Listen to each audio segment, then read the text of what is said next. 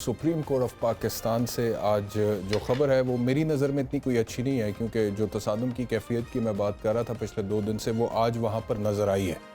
Justice Jamal Mandokhel साहब ने कहा कि मैं अपने कल के रिमार्क्स की वजाहत देना चाहता हूँ, और उसके बाद उन्होंने कहा कि फ़ैसला 3-2 से नहीं, फ़ैसला तो 4-3 से है। फिर उन्होंने कहा कि सुप्रीम कोर्ट के अक्सरियत बेंच ने अस खुद नोटिस को मुस्तरद किया था, तो सदर ने इंतखाबात की तारीख का ऐलान कैसे किया, और इलेक्शन कमीशन ऑफ पाकिस्तान ने इंतखाबात के लिए मुशावरत कैसे की।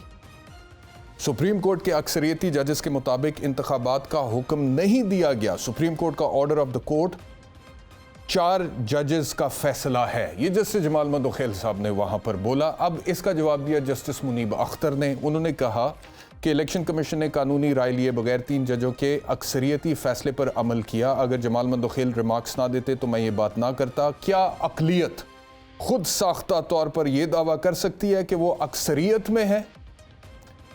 जिस पर जस्टिस जमाल मंदोखेल ने कहा कि जो रिमार्क्स मैंने दिए हैं, मैंने सवाल किया है, इसका जवाब इलेक्शन कमीशन दे। अब ये बड़ी अजीबोगरीब सी सिचुएशन है कि 2 सुप्रीम कोर्ट के, पाकिस्तान की आला तरीन अदालत, the highest court of the land, जिसके फैसले के खिलाफ फिर कोई अपील नहीं है, उसके फैसले के खिलाफ फिर अल्लाह रब्बुल इज्जत की बारगाह में ही अपील है।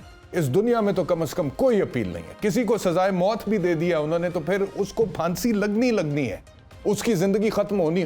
तो सुप्रीम कोर्ट का वक़ार जो है, उसका जो तकद्दुस है, उसका जो मेयार है, वो पाकिस्तान के 22 करोड़ अवाम के जहनों में और उनके दिलों में बहुत आला सतह पे है।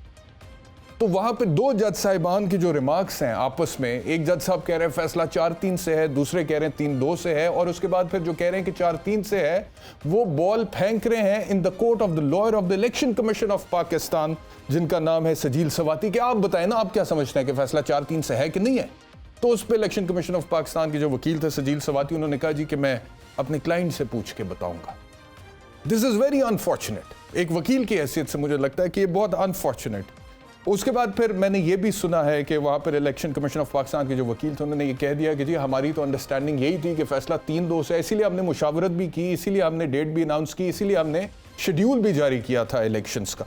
बहरहाल जब जस्टिस जमाल मंदोखेल ने ये कहा तो मैं उनसे पूछ रहा हूँ कि 5 जज अदालत में बैठे सुनकर फैसला करें, और इस पर फिर जस्टिस मुनीब ने कहा कि 5 जज अदालत में बैठे सुनकर फैसला करें, और 2 कहें कि हमारा फैसला अक्सरियती फैसला है, हमारे चेंबर्स में जो कुछ हुआ यहाँ वो ज़ेरे बहस नहीं आना चाहिए है, मगर अकलियती फैसला अक्सरियती फैसले पर गालिब नहीं आ सकता। कानून वाज़ह है कि अकलियती फैसले की कोई अहमियत नहीं होती।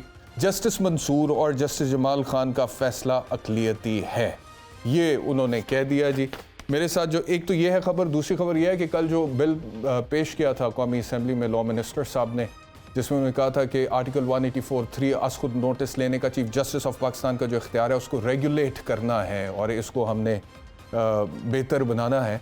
आज उसमें एक तरमीम इंट्रोड्यूस कराई गई है मोहसिन दावर साहब की तरफ से, और वो तरमीम के इंट्रोडक्शन और अप्रूवल के बाद on the floor of the house national assembly में अब ये हो सकता है कि 184(3) में माजी में जितने भी फैसले आ चुके हैं उसमें जितने भी अग्रीव्ड पार्टीज़ हैं, चाहे वो मियाँ नवाज शरीफ साहब हैं, वो जहांगीर खान तरीन साहब हैं, वो निहाल हाशमी साहब हैं, वो यूसुफ रजा गिलानी साहब हैं, वो दानियाल अजीज़ साहब हैं, वो सब 30 दिन के अंदर अपील कर सकते हैं इस कानून की रूह से।